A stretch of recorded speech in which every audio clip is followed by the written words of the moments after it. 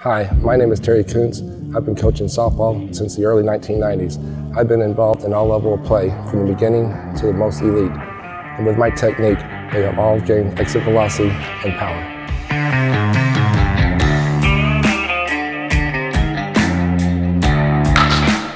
Most softball players are being taught a technique where they finish with both hands on the bat over their shoulder. This provides an unnecessary launch angle on their shoulder through the strike zone. Plus, they have a tendency to roll their wrist and pull their head. Also, when they start facing more elite pitchers, they will not be able to make consistent contact. With my technique, you are level and longer through the strike zone.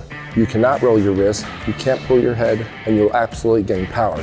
Now, it is our job as parents, coaches, and trainers to put our athletes in the best position to win. And by applying my technique, you will reach your maximum velocity.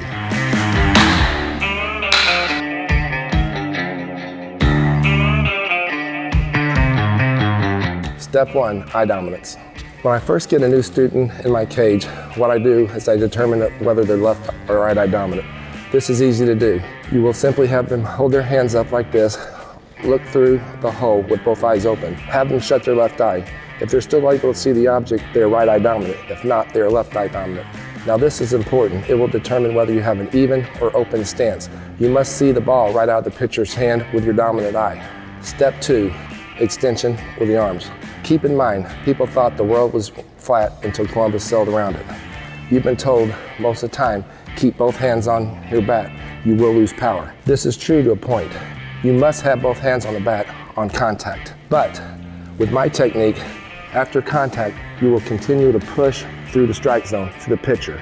You will actually use your strength from your forearm down to your fingertips. With the other technique, you do not use that. You will drag through the strike zone, not utilizing your power here. When my hitters first come in the cage, I tell them to visualize throwing a dart at the pitcher. This will simulate the push. Usually it takes maybe 10 to 15 practice swings until they get used to this technique. Step 3, the importance of their head. I talk to my girls about going shoulder to shoulder. Their chin must be on their front shoulder and it must end on their back shoulder. But you must actually turn your head just approximately 3 to 4 inches. What this will actually do, it will start your hands. You need your hands to be moving before your shoulder opens to apply more force to the ball. Also, it will guarantee that you're watching the ball directly on contact. You're not watching the ball peripheral vision. Step 4, I work on the load. Typically, most of my new students will come in where they'll have a wide stance, and when they swing the bat, they turn and push. When you push, it takes your nose out of hitting position. Hitting position will be directly over your back knee. So what I do to utilize direct force to the ball, your body weight, I have them shorten up to where their feet are approximately 10 inches apart. I have them open up their stance to ensure that their dominant eye will pick the ball up right out of the pitcher's hand. When the pitcher goes into their windup, I have them slowly go back, cross their knees, and then reach to the ball. When I say reach, you must keep your nose over the hitting knee. So when the ball is pitched, you will spin to the ball. You must keep the weight of your body on the ball of your little toe.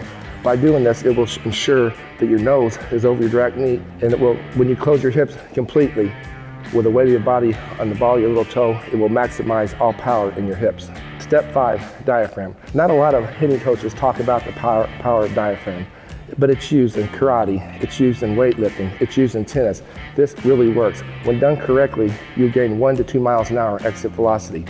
To do this technique, when the pitcher gets ready to go into the lineup, you fill your lungs only halfway with air.